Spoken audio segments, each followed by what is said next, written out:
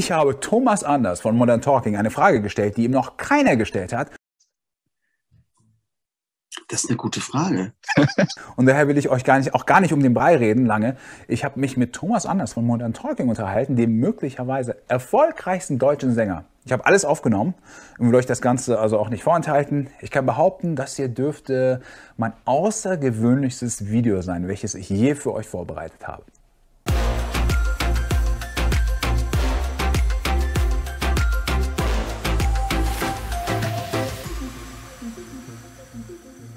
Also, Leute, nie im Leben hätte ich gedacht, dass ich mal die Ehre habe, mit Thomas Anders ein Interview zu führen und ihm Fragen zu stellen, die andere Journalisten nicht stellen. Denn meine letzte Frage, die ich vorbereitet habe, da bin ich besonders gespannt. Ich hoffe, da muss man ein bisschen nachdenken. Ich bin mal gespannt. Ganz kurz, bevor das außergewöhnliche Interview gleich losgeht. Es ist jetzt kurz vor 10 nach meiner Zeit. Um 10 geht es los. Wie es dazu kam, das will ich euch erzählen. Thomas Anders macht eine Modern Talking Tournee in den USA im August, auch in Kalifornien. Nur 2 Stunden Fahrt von meiner Stadt entfernt. Ich will ihn auch fragen, warum er ausgerechnet auch in USA seine Konzerte hält. Ich bin also echt gespannt, was er dazu sagt. Die Daten zu seinem Konzert findet ihr in meiner Beschreibung, auch die Website. Also für mich ist das so ein Sänger aus meiner Kindheit. Wer kennt das nicht? You My Heart, You My Soul und Cherry Cherry Lady. Der hat auch eine Zeit lang in L.A. gelebt, hat sich meinen Kanal angeschaut und dachte sich, ja, mit Bill, leben USA, mache ich gerne ein Interview. Und ich so, oh, shoot. Ich werde Thomas Anders interviewen, da muss ich mich jetzt vorbereiten. Ich kann jetzt nicht irgendeinen Blödsinn erzählen oder Fragen stellen, die jeder Journalist schon 1000-mal gestellt hat. Also habe ich mir ein paar besondere Fragen ausgedacht. Vorher habe ich sein Buch durchgelesen, die letzten Tage so knapp 500 Seiten. Was ich hier habe übrigens, das ist das Buch. Jetzt sehe ich gerade, das ist 9:59 Uhr nach meiner Zeit und jetzt sehe ich ihn gerade auf Zoom kommen. Ich bin echt gespannt, wie er auf mich reagieren wird.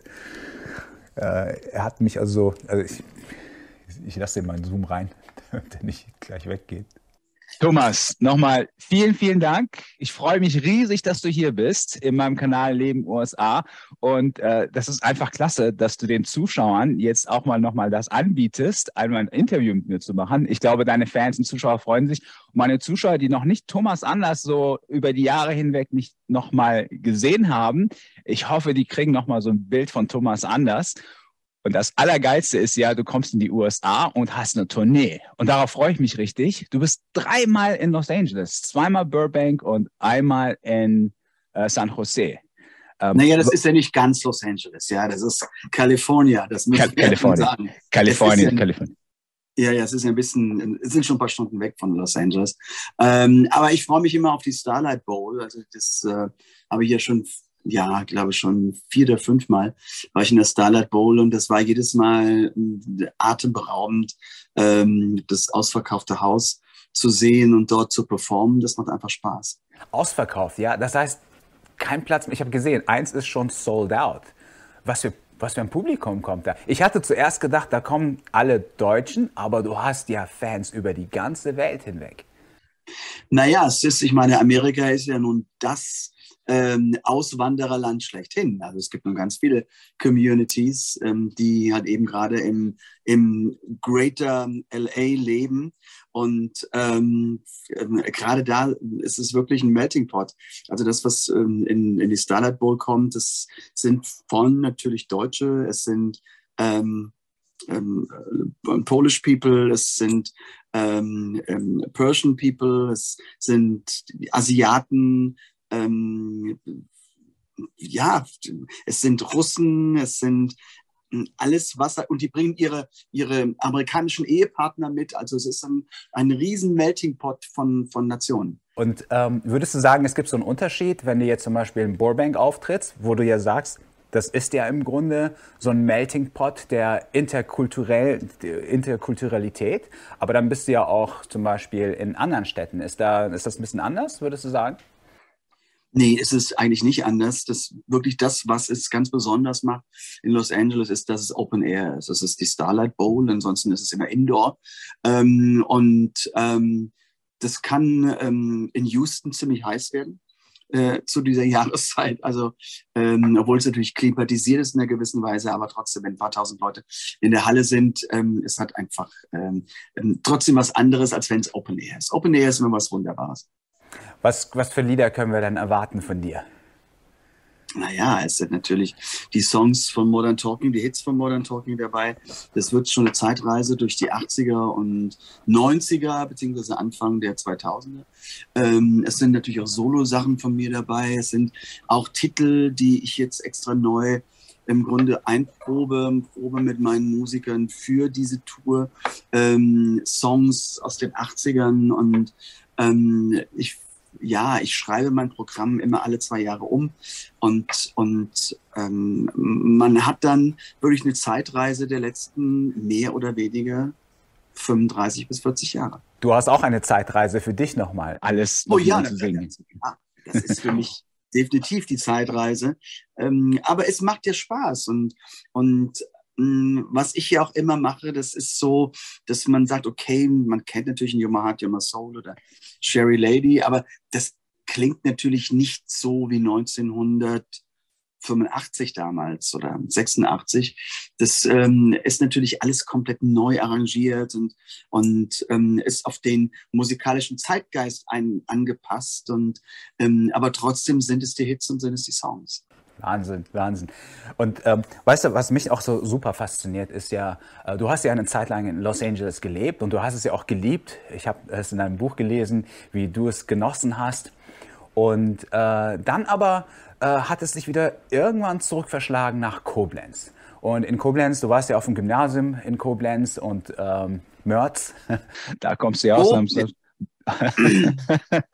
Und am Ende hat es dich wieder, das ist ja auch so ein bisschen mein Thema, Auswanderung, Glück, die Suche nach dem Glück und bei dir war es wieder deine Heimatstadt. Du bist wieder in deine Heimatstadt zurückgekehrt. Und darüber wollte ich auch ein bisschen fragen, viele Stars leben ja dann wo du vorher gewohnt hast, in der Nähe von Beverly Hills und du bist wieder in Koblenz. Was hält dich an Koblenz? Naja, es ist nun mal grundsätzlich meine Heimat und ich fühle mich da wohl und Gott sei Dank kann ich aufgrund meines Erfolges selber entscheiden, wo ich leben möchte. Also ich muss jetzt meinen Lebensmittelpunkt nicht danach aussuchen, dass ich halt eben meine Kontakte täglich knüpfen muss, sondern ich fliege und jette durch die Welt mit meinen Shows und mit meinen Fernsehgeschichten und was ich mache. Und ich habe es damals sehr genossen, Los Angeles. Also ich hatte einmal eine Wohnung und einmal ein Haus in Beverly Hills und das fand ich auch großartig, aber ich habe gemerkt, dass halt eben meine Wurzeln und auch meine musikalische Heimat viel mehr in Deutschland beziehungsweise in Europa liegen und bin dann wieder zurückgegangen, was ich gar nicht schlimm finde. Es ist ja nicht so, dass man, wenn man einmal den Schritt gegangen ist und sagte, ich gehe nach Amerika oder in dem Fall nach Kalifornien. Ich bin gescheitert, wenn ich dann wieder zurückgehe, überhaupt nicht, sondern es ist für mich eine Erfahrung, die bis heute mein Leben prägt. Du warst ja auf dem Eichendorff-Gymnasium und hast du eigentlich da nochmal so ein Wiedertreffen, wo du dich mit deinen Schülern wieder triffst und die sagen dann, der Bernie, oder wie reagieren die auf dich? Naja, in der Tat ist es so, ich habe jetzt von meiner Schule vorhergehend, also wenn du sagst Eichendorff-Gymnasium, da war ich nur zur Oberstufe, also bis zum Abitur. Und vorher warst du was im Baldwin-Gymnasium. Genau, also das war direkt in meiner alten Heimat, da wo ich aufgewachsen bin. Da habe ich jetzt tatsächlich im Juli ein Klassentreffen, aber ich bin nicht da, weil ich in Polen eine Show habe. Und ich habe immer noch Kontakt halt eben zu meinen alten Klassenkameradinnen und Kameraden. Jetzt nicht sehr eng, aber ja, es ist einfach immer sehr, sehr interessant, weil ich natürlich ein bisschen das Schicksal habe, wenn man sich so alle 10 Jahre oder alle 8 Jahre, je nachdem, bei einem Klassentreffen findet und wenn man sich trifft, muss ich bei allen nachfragen, was macht ihr jetzt? Bei mir weiß es jeder auf den Medien. Ja. Also ich habe da gar nicht so viel Neues zu erzählen. Ja, stimmt. Ich meine, ich habe auch dein Buch gelesen. Du hast wirklich alles geschildert. Darüber muss ich übrigens auch noch nach dem Interview noch meinen Zuschauern erzählen über das Buch. Ja, Wahnsinn, hat mir sehr gefallen. Jetzt machst du einen Auftritt in Los Angeles, zweimal in Burbank und in San Diego, habe ich gehört, gibt es über 100.000 Deutsche, hat der Konsul letztens gesagt. Hättest vielleicht auch überlegen können, weil auch nicht so schlecht in San Diego so viele Deutsche. Mehr als vielleicht in Koblenz. Sorry, ich meine in Los Angeles. Ich meinte nicht Koblenz. Naja, also ja, in Koblenz, wir haben 120.000 Einwohner. Also das kann fast hinkommen. Ob das dann alles Deutsche sind, das ist auch nicht so. Aber das liegt natürlich nicht ganz in meiner Hand, weil wir haben unseren sehr, sehr tollen amerikanischen Promoter, der halt eben auch die Städte aussucht und die Venues aussucht. Und es muss dann auch vom Traveling passen. Das ist nicht immer so einfach. Also wir haben jetzt zum Beispiel so, dass wir, ich habe in 2 Teilen, das ist eingeteilt, diese 8 Shows. Und ich habe am 14. August ist die letzte Show vom ersten Teil in Boston. Und dann fliege ich nach LA, weil meine Familie nach Los Angeles kommt. Aber dann fliege ich wieder 3 Tage später zurück nach Houston. Gut, das ist aber nun Traveling, das gehört dazu. Aber am Ende des Tages, ich fliege im Jahr außerhalb der Pandemie, muss man ja mittlerweile sagen, fliege ich normalerweise um die 400.000 Kilometer. Da kommt es nun auf 4.000 Kilometer auch nicht an. Okay. Du wirst gar keine Zeit haben, jetzt Rollerskates am Venice Beach zu fahren, oder? Wenn du da bist jetzt vom 11. bis 21. August. Nein, weil ich bin, wie gesagt, zuerst mit der Familie ein paar Tage alleine, fliege dann Houston und San Jose und dann ist Burbank in Los Angeles. Und danach geht es für uns auch sofort wieder zurück. Also an dem Montag, ich habe sonntags abends die letzte Show und Montagnachmittag geht es dann im Grunde mit der Lufthansa wieder zurück. Man weiß, dass eben, wenn man drüben lebt, dann landet dann einen Tag später. Das ist also Dienstag. Und das Wochenende drauf bin ich schon wieder in Rumänien und auch in Deutschland. Wahnsinn. Und ich weiß nicht wo. Und dann ein paar Tage später bin ich in Baku. Wahnsinn, Wahnsinn. Wie viel du unterwegs bist. Du bist ein Weltmensch. Eigentlich, du kommst zwar aus Koblenz, du wohnst in Koblenz, aber eigentlich bist du ja ein Weltmensch. Ich habe noch die Frage, die Deutschen und die anderen übrigen Kulturen, wenn du die entertainst. Was ist so deine Erfahrung? Sind die Deutschen schwieriger zu entertainen? Hier in den USA zum Beispiel, wenn ich in eine Disco gehe, die fangen sofort an zu tanzen. Was würdest du sagen? Wie ist so die Unterschiede der Stimmung? Naja, das gibt es nicht mehr. Das ist, und ich bin ja mittlerweile seit über 50 Jahren stehe ich auf der Bühne und ich weiß noch so in meinen Anfängen, auch das war so Anfang der 80er, dass man auch damals in der Modern Talking Zeit, in der Anfangszeit, dass man schon bei verschiedenen Ländern auch verschiedene Kulturen hatte. Und als ich anfing, wirklich die Welt zu bereisen, war das schon ein Unterschied, ob ich in Asien aufgetreten bin oder in Südamerika. Das gibt es aber nicht mehr. Und das ist wirklich ein... hat sich das harmonisiert sozusagen auf ein Level, wo alle gut drauf sind? Unseres Internets. Das heißt, man kann überall gucken, wie die Menschen reagieren. Und wenn halt eben zum Teil früher die osteuropäischen Länder noch sehr zurückhaltend waren und natürlich die Südamerikaner aus ihrem Temperament heraus sowieso, ich sage einfach mal, mehr Karamba machen, dann ist das schon normal. Aber man kann heute nicht mehr sagen, in Asien ist das Publikum, reagiert es so und in Südafrika reagiert es so. Es ist im Grunde, wurde dadurch die Welt etwas gleicher. Eine Frage, die wollte ich dir schon immer stellen. Ich übrigens auch in meiner Jugend natürlich Schallplatte von Modern Talking gehabt, gar keine Frage. Und dann habe ich auch einige Interviews von dir gehört. Da ist ja immer so ein bisschen deutscher Akzent dabei, wenn du Englisch sprichst. Aber wenn du dann singst, singst du perfektes Englisch. Also kein Akzent. Und das habe ich bei vielen Stars erlebt. Wieso könnt ihr, wenn ihr singt, auf einmal perfektes Englisch? Wie geht das? Das ist eine gute Frage. Ich meine, die ich mir natürlich noch nie gestellt habe, weil mir das gar nicht auffällt, dass das so ist. Aber ich glaube einfach, wir haben natürlich beim Singen, wenn ich ja einen Song auf der Bühne präsentiere, habe ich den natürlich im Studio aufgenommen und man arbeitet daran und man ja, perfektioniert sich. Und wenn er bevor er auf die Bühne kommt, dann wird er geprobt. Also im Grunde einen Titel, bevor ich ihn auf der Bühne singe, habe ich ihn wahrscheinlich schon 200 Mal vorher gesungen und man übt es ja wirklich. Das ist aber beim normalen Sprechen, wo der Kopf ja noch ganz andere Sachen hat. Man muss sich ja im Grunde darauf konzentrieren, welches Vokabular man nimmt, dass man auf die Worte kommt und dass man die Grammatik richtig einsetzt. Das alles an Kopfarbeit habe ich bei einem Song ja nicht mehr. Das fällt ja weg. Übung. Es ist die Übung und das wird ja im Grunde abgespeichert. Und Ja, dann wird es im Grunde gesungen und das ist es. Also ich glaube, das hängt einfach damit zusammen, dass man sich einfach nicht so darauf konzentrieren kann, dass man halt eben seinen Akzent in einer gewissen Weise verliert. Ich glaube, das ist sowieso schwierig beim Sprechen. Ich finde, es hat auch einen gewissen Charme, aber ich bin ja grundsätzlich froh, dass man mich versteht, wenn ich Englisch spreche.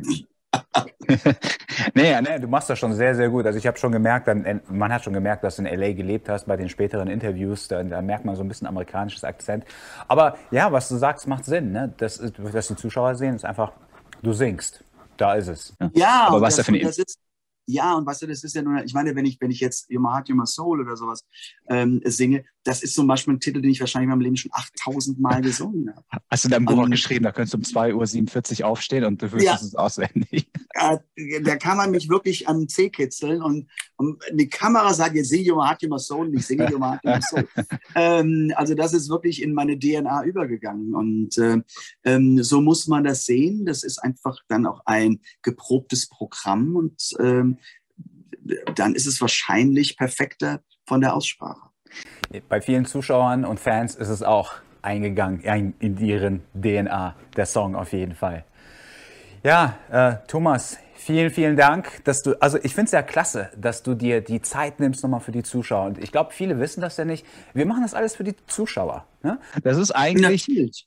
Wir geben immer so viel und das ist, dass du das jetzt auch heute machst und für die Fans, die heute, die dann auch zuschauen und auch meine Zuschauer, die dich jetzt erleben durften, vielen, vielen Dank. Thomas, ich hoffe, ich sehe dich in Los Angeles. Ich möchte unbedingt kommen und das miterleben. Cross Fingers. Ich freue mich riesig drauf. Ein Konzert ist schon ausgebucht. Es ist der Hammer, wie gefragt das ist. Und ich kann es nur allen empfehlen. Ich werde gleich auch nach dem Interview den Leuten ein bisschen mehr erzählen über dein Konzert. Vielen Dank. Danke, Thomas. Ja, Wahnsinn, Leute. Ich glaube, Wahnsinn, das habe ich jetzt mittlerweile im Interview zu oft gesagt, ist mir gerade aufgefallen. Ein sehr außergewöhnlicher und verdammt netter und bodenständiger Mensch, dieser Thomas Anders.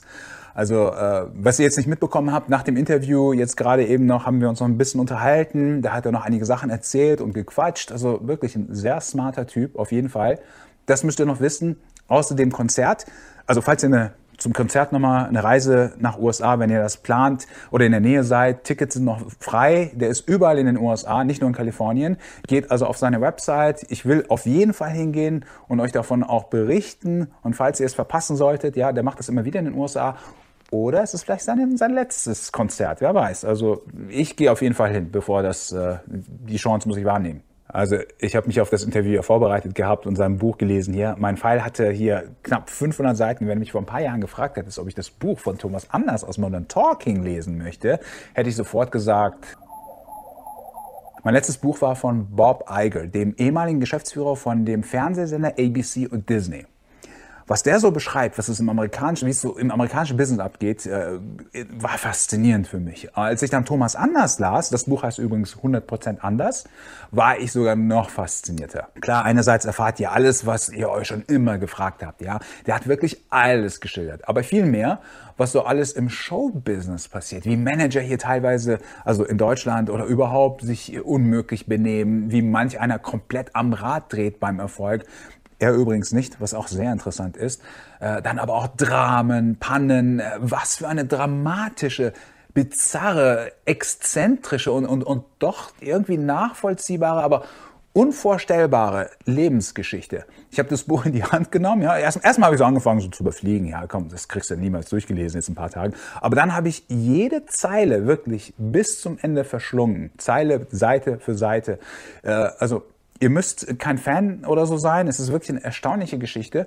So war ich zumindest für das Interview etwas vorbereitet und ich habe es auch wirklich genossen. Ich habe es ihm auch zum Schluss gesagt. Ja, es war mir wirklich eine Ehre. Große Eine gute Ehre, Zeit eine große Ehre. Vielen Dank und dann sehen wir uns dann im August. Ja, hoffentlich. Ich freue mich drauf. Mach's Okay. gut. Ciao. Mach's gut, schöne Zeit. Tschüss, das Danke, Diego. du auch. Ciao, ciao. Tschüss. Ciao, ciao. Und ich hoffe, dass ich ihn dann in LA wiedersehe. Wenn ihr noch nicht abonniert habt, meinen Kanal, dann gerne nachholen, damit ihr davon mitbekommt. Ich hoffe, ich habe das alles richtig gemacht. Welche Fragen hättet ihr ihm gestellt? Welche Fragen soll ich ihm das nächste Mal stellen, wenn ich ihn sehe? Ich würde mich auch freuen, wenn ihr mir in den Kommentaren also dabei hilft. Ich war nämlich jetzt kaum vorbereitet und ich hätte euch gerne vorher gefragt, aber ich hatte die Chance nicht. Jetzt frage ich euch. Ich werde mir auf jeden Fall alle eure Tipps durchlesen. Ich lese alle Kommentare und bitte auch, wie ihr Thomas Anders findet. Habt ihr ihn schon mal so erlebt? Was denkt ihr so von ihm? Würde mich auch ungemein interessieren. Bis bald.